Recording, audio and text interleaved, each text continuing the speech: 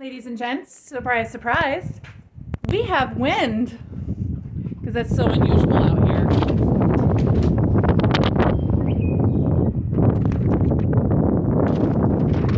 Had to go get a different jacket. There's no way I can work in this. What are you looking at?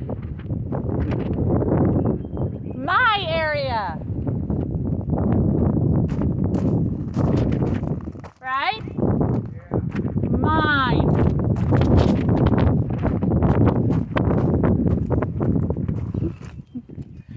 I think we're gonna go in the greenhouse today.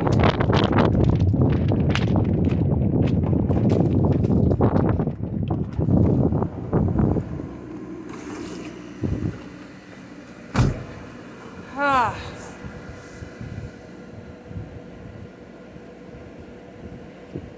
So as my plants are growing, I got to up pot quite a bit of them.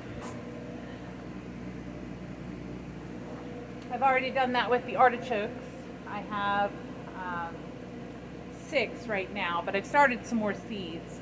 I want to get some red and purple ones that will give a little bit more character and color to the garden, because this year it's not going to be all about produce, it's going to be about making it pretty as well. So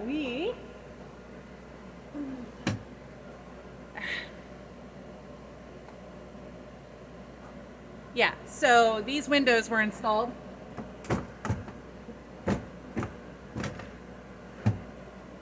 by a contractor who said they were $200 windows. I call BS on that. Not only that, but he installed them sideways. So there's seep holes in the bottom here, and I wanted up and down open windows. He installed these side-to-side windows up and down, and they filled with water. Because as a contractor, you're supposed to know these things? What an idiot.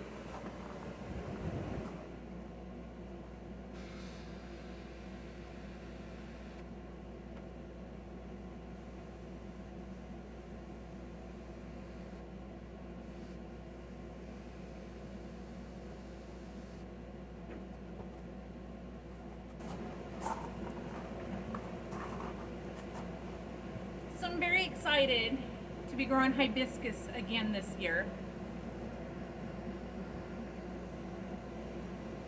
I have a friend that was born and raised in Mexico, and hibiscus is called jamaica in Mexico. So when we were talking about plants, there was a little confusion on what exactly we were talking about, but once we were able to, I guess, cross that language barrier, we were able to figure out that we meant the same thing. And she made this really neat drink where they would boil it down to like a thicker concentrated hibiscus drink, and she shared that with me, and it was really good. I tend to do hibiscus kombucha. So I'll brew my tea, I'll make a kombucha, and then I will do a secondary ferment with hibiscus.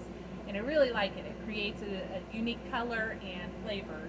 So we're going to be growing some more hibiscus this year, and I'm looking forward to that.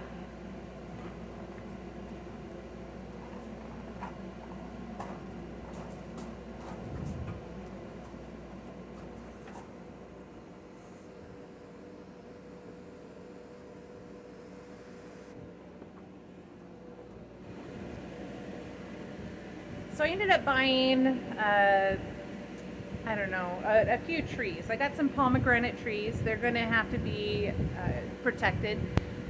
It definitely goes down to zone 7, but we tend to have zone 6 kind of weather every now and then, different years, different weather patterns. So I got a couple of the pomegranate trees. So they're going to be growing into the high tunnel, and I'll keep them kind of small, more bush-like than tree-like. But with that, I got an all-in-one almond. And when it was delivered, it looked like it was almost dead. The leaves were all shriveled up and dying, so I don't know how likely it's going to be that this one's going to survive. But we're going to give it a try and see. It is potted up, so we're giving it the best opportunity, of course, in the greenhouse. And you can see I need to do a little bit of cleaning up there. Anyway, so we're gonna see how the almond tree goes. If by mid-May it hasn't recovered and it is just dead, then we're gonna have to send that back and get a new one. But that one is also probably going to go into the high tunnel, probably about the center, so that it can have a maximum height. And we will keep trimming it to keep it as a bush size. That way it stays. But right now, the wind is really bad, but it's protected. The area between the barn and the greenhouse is protected by the wind. So we're going to start putting some of our cold crops outside to get them hardened off so that we can start planting them out. Our cold crops are getting pretty good. We have a bunch of different stuff, broccoli, cauliflower. So to harden off the cold crops, we're going to be taking them outside in between the barn and the greenhouse where it's really protected from the wind. And we're gonna do that for probably an hour today, a couple hours tomorrow, a few hours the next day, and we're just gonna slowly integrate outdoor weather with the plants. Of course, depending on things, we are definitely going to be getting a lot of rain in the next couple of weeks, and every day is a potential for that. So, looking at the weather, we're going to basically coordinate out that 1, 2, and 3 hour time frame during a time that we know it's not going to have a downpour, so that these can have the best opportunity. I put a lot of effort into planting these and getting them going. I don't want to destroy that by taking them out and just planting them and causing them to die. I did put them out previously. You saw another video where I did plant outside. But then I had an AI course where I was gone for about 4 days, and none of the covers were taken off during the day, and it scorched and killed everything. So we're pretty much starting over again with all our cold crops. So we are going to be definitely really late in the season with the harvesting and everything. So, but things happen, nature happens. We just shift and adjust and move forward. So that's what we're going to be doing. So I heard Wes working with the tractor, so I decided to go out and help. We scraped out a lot of rocks from the topsoil that we got. It did come from a farm, but there is still rocks in it. And we wanted the rocks out of it so that we could have strawberry beds to be able to plant in that are really good. Anyway, so we had a bunch of rocks all over the ground, and it's easier to run the tractor and then just rake it into the bucket. And as we're raking it into the bucket and we're doing all our stuff, I noticed this huge spilling of fluid out the back side of the tractor. And I'm like, what is that? What is that? I'm thinking fuel, and a little worried because fuel on the ground is not really good. But it's not fuel. It's the beet juice out of our back tire. So now we're down a tractor for a while. We're going to need to make some calls and find out if somebody can come out and fix the tractor on site, because we don't have a way of being able to haul it to the tractor repair. Hey, get out of there. So, another day, another drama.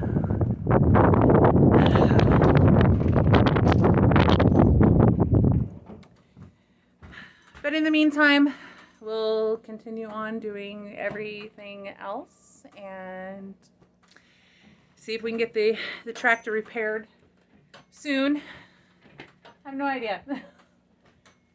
Welcome to farm life. Welcome to the country. Welcome to tractoring. Yay. So Wes went inside. He's making some calls to find out who can come fix our tractor. So I get to play with the animals. Sassy's growing up big and tall. She kind of had a different color for a while there. I think it was her winter coat, but now she's starting to gray out again. along the top line where all of her winter coat's coming off. So I think she's going to be gray again during the summer, and then this odd color during the winter when she has a winter coat. But she's growing big and strong. Mabel has 100% adopted her. She grooms her, loves on her, follows her, everything. So we've been very fortunate and very lucky to have this grafting work so well. Had the grafting not worked, we would have had to bottle feed the calf. So I'd have to milk the mama, bottle feed the calf, and that's a lot of work. And we were gone for, what was it, 6 days? We went to Nevada for 6 days. That's why you haven't seen a whole lot of content, because we were gone, going to a shooting school to expand our abilities yet again. I did get distinguished graduate this time. There's a whole story behind that, though. That was not a fun experience for me. But everybody else that went, we had Jennifer, Dennis, Kim, Ken, and Wes and I all at the school, and 2 of us got distinguished graduates. Guess who the other one is? Yep, it was Wes. All 3 times. We've been 3 times, and all 3 times he's got DG. So that's just because he's really good. Show off. Anyway, so as we are working through the garden, we are going to put some more soil down on top of all of this compost, because I did put the compost down pretty darn thick. It has stayed fairly wet. It's doing really good. It's breaking down really nicely, and the plants seem to like it up until, they were burnt from being outside uncovered, from being outside totally covered. But I think we're going to put some dirt down and mix it in, since we did get some topsoil, and plant all of those out there. It might take a couple weeks before we start planting those outside, because we want to harden them off, and then we'll show you another updated video. This is the area that we're putting the high tunnel in. It's going to be covering all of these beds. The high tunnel is going to be easier to manage all of the weather, all of the heat and the cold. So it'll be much better than just the low tunnels where you have to go in and lift up every single one of them. And we're going to start growing more stuff. So stay tuned. We're definitely going to be making more beds. This place is going to look dramatically different as we progress through. I'm still working on all of the water system. We do drip tape so that we can conserve the water. We do have a serious water problem out here. There's not a whole lot of water available, and so we need to conserve where we can, when we can. So I do drip tape. All of the stuff is very little water right at the plants.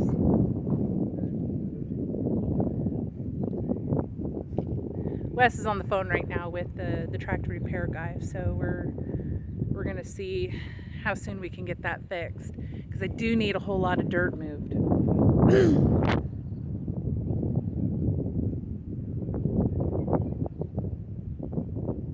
Okay. All right. I'll wait to hear from you then. We have used quite a bit of our dirt pile. You can see that some of it's already gone. We filled the strawberry beds first, and then we'll do the potato beds. The potato beds, I'm going to have to sift through the dirt. So what I'm going to do is build basically something that goes over the bed. We're going to put the dirt on top of that, and it's going to screen out all of the rocks and the big parts, so that the potatoes can grow in really good, clean soil without the rocks. Otherwise, it'll hinder their ability to grow, and they'll grow in weird shapes. I have another few beds that we're going to be growing in, and we're going to do the same thing with that for things like beets, carrots, radishes, turnips, you know, all the root crops.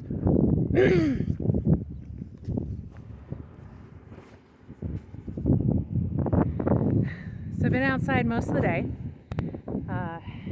getting a lot of stuff done, planted a couple trees.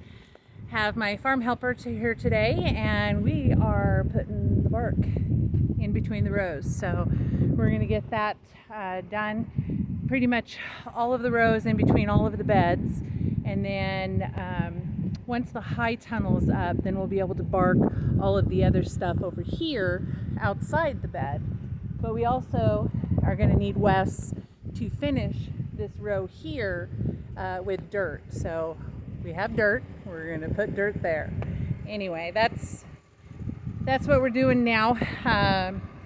All of my trees that I'm going to grow kind of like a fence line. I don't remember what that's called, but these trees are going to grow kind of like a fence. And then the flower bed, there's going to be a rose in the center of it with lots of flowers, lavender to be included. I definitely want some lavender, but we're going to continue on with placing the bark.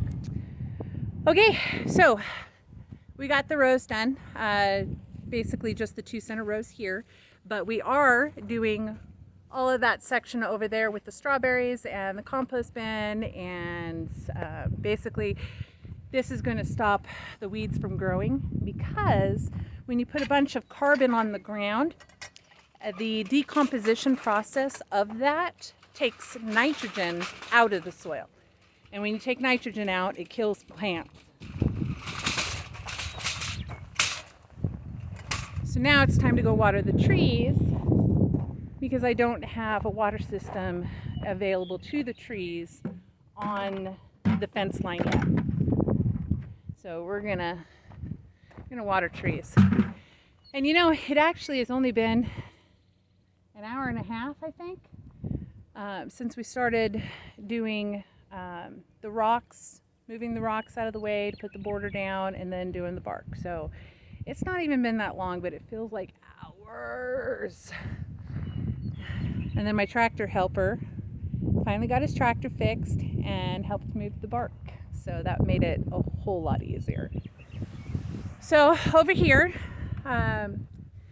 are the strawberry beds, and then of course the greenhouse. And this whole area right here had a little bit of bark on it, but we increased that dramatically because we were still getting weeds over here. So all of this area here, all the way to the compost, and of course we haven't finished over here because the potato beds are going to go in right there. But that's pretty much it for today. I'm going to water the trees and I'm done. Bye.